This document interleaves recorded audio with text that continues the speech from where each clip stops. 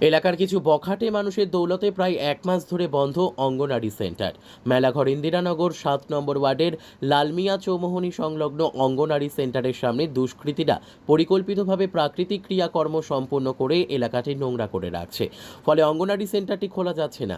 শনিবার সকালে অঙ্গনারী কর্মীরা যখন আবারও অঙ্গনারী সেন্টারটি খুলতে যায়, এইসব নোংরা দৃশ্য দেখে আর খুলতে পারেনি, যার ফলে অঙ্গনারী কর্মীরা সহ এলাকার মানুষ ক্ষোভে ফেটে পড়েছে।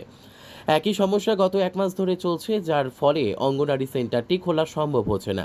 এই সমস্যার জন্য এলাকার ছোট ছোট শিশুরা অঙ্গনারী সেন্টারে প্রাথমিক শিক্ষা গ্রহণ করতে পারছে না। বিষয়টি এলাকার কাউন্সিলরকে জানানো হয়েছে। এলাকাবাসীদের ধারণা, যারা এসব অপকর্ম করছে খুব শীঘ্রই তাদের হাতে নাতে পাকড়াও করা সম্ভব হবে।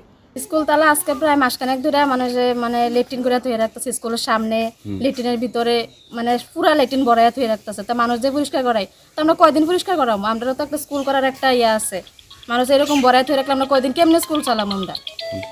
এই বিষয়টা উদ্বোধন কর্তৃপক্ষরা জানাইছেন? হ্যাঁ, আজকে জানাইছি, কাউন্সিলর আমার কাছে তদন্ত করতাম, তদন্ত করে দেখতাম। তা আমরা তো আর মানে তদন্ত কার কাছে যাই করুম? তো লোকাল মানুষ ছাড়া তদন্ত করতে পারতো না, কে করবো তদন্ত?